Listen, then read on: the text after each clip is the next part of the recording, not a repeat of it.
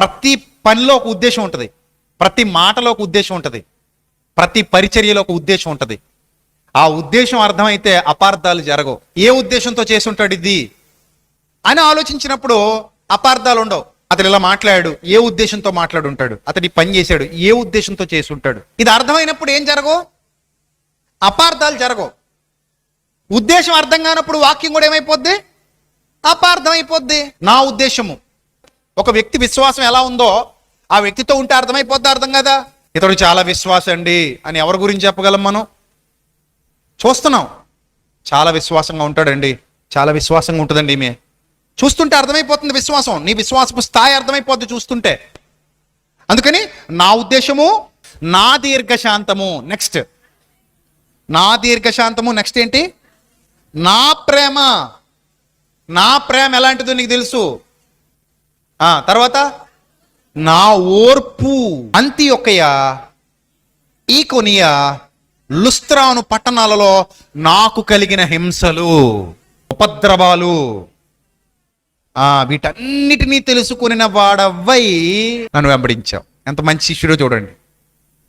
పౌలు గారు ఏం చేస్తున్నాడో అన్ని చూసి ఈయన దగ్గర ఏదో దొరుకుద్దని రాలా. ఈయన ఏదో దొరుకుద్ది, ఈయన దగ్గరికి వెళ్తే ఏదో వస్తుంది, ఈయన ఏదో ఇస్తాడు మనకి, ఈయన అంటి పెట్టుకుని ఉంటే ఏదో చేస్తాడు అనే ఒక లోక సంబంధమైన స్వార్థపూరితమైన ఉద్దేశంతో రాలేదు పౌలు గారి దగ్గరికి తిమోతి. ప్రభు బోధించిన బోధ ఏదైతే విన్నాడో ఆ బోధ విని ఆ బోధ ఖచ్చితంగా ఈయన దగ్గర దొరుకుతోంది, నేను కూడా ఇలాగే బోధించాలన్న ఆలోచనతో ఆయన వెంబడించాడు. బోధ కొరకు వెంబడించిన వాడు తప్ప బ్రతుకు కొరకు వెంబడించిన వాడు కాడు తిమోతి. అందుకే తిమోతిని పౌలు భక్తుడు చాలా ఇష్టపడ్డాడు. బ్రతుకు కొరకు వెంబడించలేదు, బోధ కొరకు వెంబడించాడు.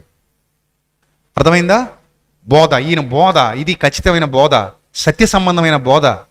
ఇందులో ఎక్కడ రాజీ పడే తత్వం లేదు, అసత్యం లేదు. ఇందులో ప్రేమ ఉంది, ఇందులో ఓర్పు ఉంది, ఇందులో దీర్ఘశాంతం ఉంది, ఇందులో సహనం ఉంది. ఈయన ఉద్దేశములు మంచివి, ఈయన ఆలోచనలు గొప్పవి. అన్యులకు అన్యుని వలె ఉన్నాడట, యూదునికి యూదుని వలె ఉన్నాడట. చాలా తెలివిగా చాకచక్యంగా వ్యవహరించాడు. అనేక మందిని ప్రభు తట్టు తిప్పడానికి ప్రయాసపడ్డాడు. తెలివైన బోధకుడు ఎవరు? పౌలు భక్తుడు. బోధకుడికి ఏముండాలి?